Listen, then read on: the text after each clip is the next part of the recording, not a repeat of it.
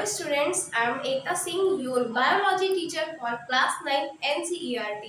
मैं आपको NCERT book से क्लास 9 का बायोलॉजी चैप्टर 1 आपको स्टडी करवा रही हूँ, जिसमें हमने लास्ट वीडियो में साइटोप्लाज्म के बारे में डिस्कस किया था और मैंने आपसे ये कहा था कि उसके बाद जो साइटोप्लाज्म में प्रेजेंट ऑर्गेनेल्स होते हैं उन्हें हम वन बाय वन करके फर्दर वीडियोस में डिस्कस करने वाले हैं। तो आज का साइटोप्लाज्म के बाद में फर्स्ट वीडियो है, तो मैं आज आपको पढ़ाने वाली हूँ फर्स्ट ऑर्गेनेल क्या है, एंडोप्लाज्मिक रेटिकुलम। पढ़ा तो हम और भी सकते हैं, मतलब सारे ऑर्गेनेल्स में से कोई भी स्टार्ट कर सकते हैं पहले, लेकिन एनसीईआरटी बुक के अकॉर्डिंग एंडोप्लाज्मिक रेटिकुलम यानी कि ईआर जो है या अंतःप्रद्रव्यी जालिका जो है, ये पहले उसमें बुक में आपकी मेंशन है, तो मैं इसे पहले ही स्टार्ट कर रही हूँ। ठीक है, तो वीडियो के अंत तक मेरे साथ बने रहिए, जिससे एक एक पॉइंट आपको अच्छे से समझ भी आ सके और आप आने वाले एग्जाम में अपने आंसर को खुद से डिजाइन करके लिख पाए। आइए स्टार्ट करते हैं। साइटोप्लाज्म में पाए जाने वाले ऑर्गेनेल्स, साइटोप्लाज्मिक ऑर्गेनेल्स। ऑर्गेनेल्स का मीनिंग मैंने आपको समझाया था, होता है कोशिकांग यानी कोशिका के अंग। तो यहाँ पर हम उन कोशिका के अंगों की बात करने वाले हैं जो कहाँ पाए जाते हो, साइटोप्लाज्म में पाए जाते हो, कोशिका द्रव्य में पाए जाते हो। तो हम इसे क्या कहेंगे, साइटोप्लाज्म, साइटोप्लाज्म अथवा कोशिका द्रव्य में पाए जाने वाले ऑर्गेनेल्स यानी कि कोशिकाएं। ठीक है, जैसा कि मैंने आपको बताया कि आज हम फर्स्ट ऑर्गेनेल डिस्कस करने वाले हैं, कौन सा, एंडोप्लाज्मिक रेटिकुलम। ठीक है, एंडोप्लाज्मिक रेटिकुलम, इसे हम शॉर्ट में बोलते हैं ER. In short ER called in short form, short form में इन्हें ईआर कहा जाता है। ठीक है, और देख लेते हैं इसे हिंदी में क्या कहते हैं। इसे हिंदी में कहते हैं अंतःप्रद्रव्यी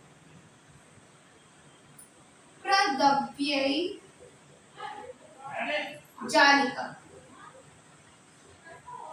ठीक है, अंतःप्रद्रव्यी जालिका कहते हैं इसे हिंदी में। ठीक है, इसका स्ट्रक्चर कैसा होता है तो मैं आपको बता दूं, ये जुड़ा होता है न्यूक्लियर मेम्ब्रेन से और साइटोप्लाज्म में रहता है। ठीक है, जुड़ा किससे होता है, ज्वाइंट से करती हूँ, joint bye nuclear membrane. Nuclear membrane को हम हिंदी में क्या कहते हैं, केंद्रकीय या केंद्रीय, केंद्रकीय रखो। ठीक है, क्योंकि केंद्रक है ना, केंद्रीय रखो, सेंटर हो जाएगा वो, केंद्रकीय झिल्ली। क्या बना दिया मैंने, झिल्ली। ठीक है, केंद्रीय झिल्ली, केंद्रीय झिल्ली से जुड़ी हुई रहती है। स्ट्रक्चर आइए देख लेते हैं।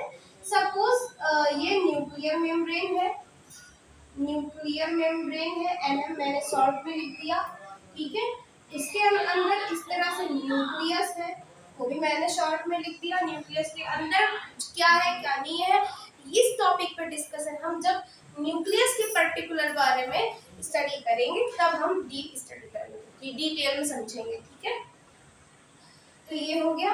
अब इसके बाद में ये जो न्यूक्लियर मेम्ब्रेन है, इसी से अटैच होते हैं कौन, एंडोप्लाज्मिक रेटिकुलम। कैसे, आइए देख लीजिए, इस तरह से करके ऐसे ऐसे ऐसे या फिर इस तरह से ऐसे। ठीक है, अभी यहाँ से देखिए ऐसे कुछ इस तरह से। ठीक है, ये कुछ इस तरह से,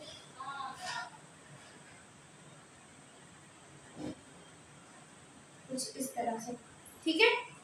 अब बात आती है यहाँ के टाइप्स की, कि ये जो एंडोप्लाज्मिक रेटिकुलम है ये इसका स्ट्रक्चर इस तरह से होता है, ठीक है। लेकिन इस स्ट्रक्चर को हम कहते क्या है, ठीक है। ये स्ट्रक्चर के बेसिस पे एंडोप्लाज्मिक रेटिकुलम को 2 पार्ट्स में डिवाइड किया जाता है, ठीक है। 2 पार्ट्स में डिवाइड किया जाता है,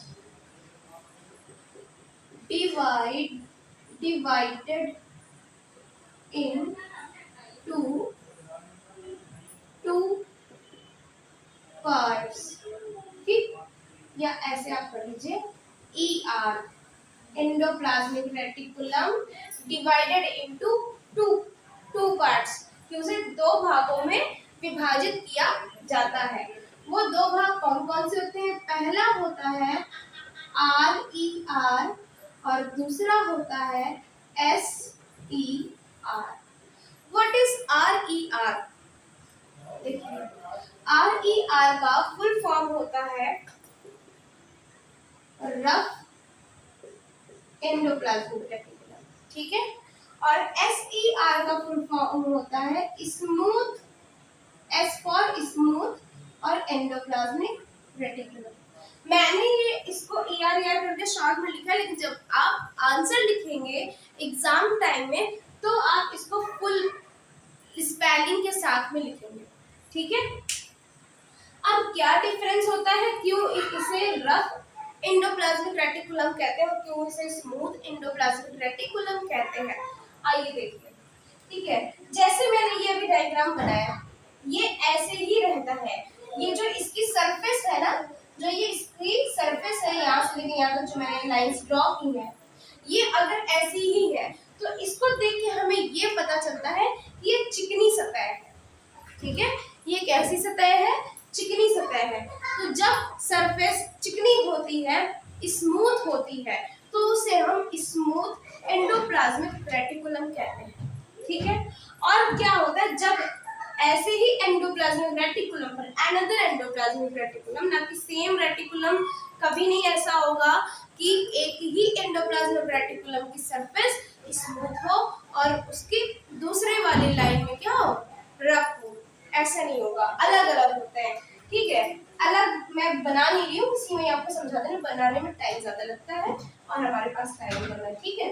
अब इसी में क्या होता है कि इस तरह से इसकी सरफेस पर ये दानेदार संरचना होती है, या यूं कहो कि दानेदार स्ट्रक्चर होती है, ठीक है। अगर ये सराउंडिंग से वॉइस आए आपको, so please avoid it and only focus on my voice everyone, ठीक है। इस तरह से इसमें क्या होते हैं, दानेदार कुछ स्ट्रक्चर पूरे एंडोप्लाज्मिक रेटिकुलम को कवर्ड करके रखते हैं, इस तरह से। अब ये जो दानेदार संरचना है, इसे हम कहते क्या है? इसे हम राइबोसोम कहते हैं। क्या कहते हैं? इसे हम राइबोसोम्स कहते हैं, राइबोसोम्स, ठीक है। रफ का मतलब होता है, अब यहाँ से आपको समझ भी आ जाएगा, खुरदरा या झुर्रीदार, ठीक है। स्मूथ का मतलब होता है चिकना, ठीक है, ठीक है। इसके बाद में राइबोसोम्स जब होते हैं इसमें की सरफेस पे, तो इस टाइप के एंडोप्लाज्मिक रेटिकुलम को रफ एंडोप्लाज्मिक रेटिकुलम कहते हैं। और जो मैंने पहले आपको बताया था, जब राइबोसोम्स की सरफेस पे नहीं थे तो इसे स्मूथ एंडोप्लाज्मिक रेटिकुलम कहते हैं, ठीक है। और सबसे इम्पोर्टेंट बात मैं आपको यहाँ पे और बता दूं, ठीक है। जो एंडोप्लाज्मिक रेटिकुलम है, इसकी डिस्कवरी किसने की थी? इसकी डिस्कवरी यानी कि इसकी खोज किसने की थी? इसकी खोज की थी पोर्टर एंड हिज को-वर्कर, ठीक है। यानी कि पोर्टर नाम के साइंटिस्ट थे, बायोलॉजिस्ट थे, और इनके साथ में इनके सहयोगी थे। कौन थे? सहयोगी थे, ठीक है। इनके साथ में इनके साथ में क्या हुआ कि इन्होंने मिलकर के साइटोप्लाज्म में एंडोप्लाज्मिक रेटिकुलम की संरचना देखी, जो कि काफी सूक्ष्म थी, काफी महीन थी, जिसे हम नेकेड आई से देख नहीं सकते हैं। ठीक है, तो इस तरह से हमने एंडोप्लाज्मिक रेटिकुलम की खोज के बाद में इसको पढ़ा और समझा। तो ये आपकी एनसीईआरटी में मेंशन है। ठीक है, फर्दर वीडियो में मैं आपको इसकी फंक्शनिंग के बारे में पढ़ाऊंगी। So please subscribe my channel and watch my videos. ठीक है, आपको डिस्क्रिप्शन बॉक्स में मेरा कॉन्टेक्ट बेस भी आपको मिल जाएगा, फेसबुक है, इंस्टा है और व्हाट्सएप लिंक है ग्रुप का, जहां से आप अपने जो भी क्वेरीज है उन्हें आप क्लियर कर सकते हैं। ठीक है, तो आज के लिए इतना ही। नेक्स्ट वीडियो में जरूर है, उसमें हम समझने वाले हैं functioning of the endoplasmic reticulum. So thank you so much everyone for watching this video.